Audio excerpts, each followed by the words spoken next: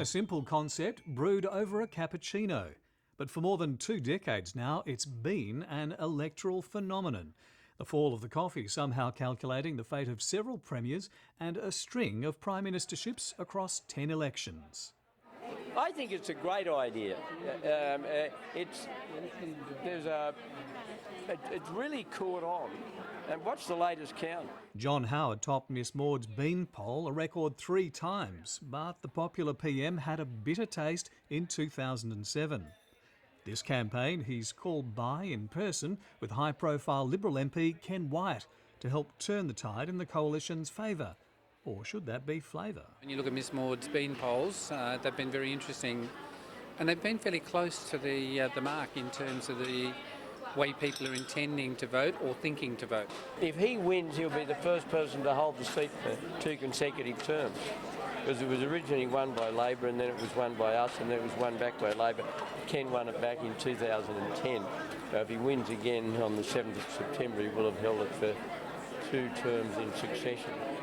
Across the city, another brew and lots more beans in the seat of Perth. Labor hopeful Alana McTiernan is tipping in, hoping for an ALP win. It's really interesting. People are wanting to engage in politics and being part of the action. And Maud tells me that this has been a very, very accurate predictor, at least of primary votes. So looking at that, I'm feeling pretty good. I think that the beans are with us. Meanwhile, Labor Senator Sue Lines was adding to the brew.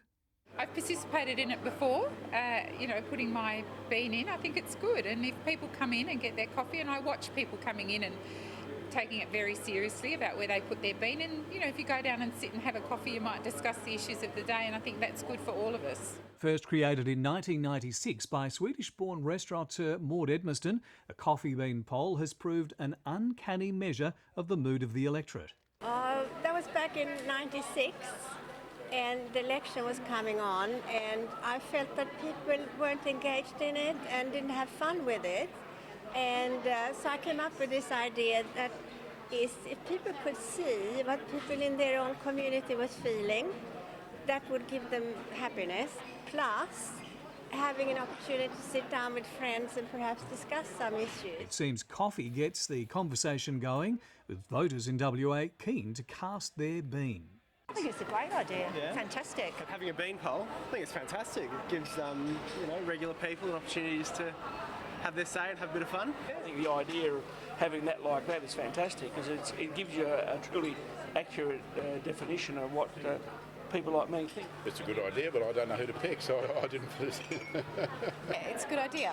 Yeah. It's a good, easy way to express your point of view, I suppose. Yeah. I reckon it's a great idea.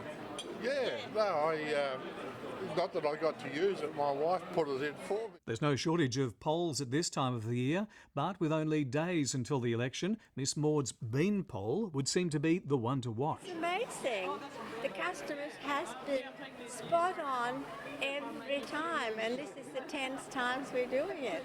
So, at first I thought it was just plain luck, but then I really worked out that it is with so many people. Last time we had 50,000 people who took part in the coffee bean poll.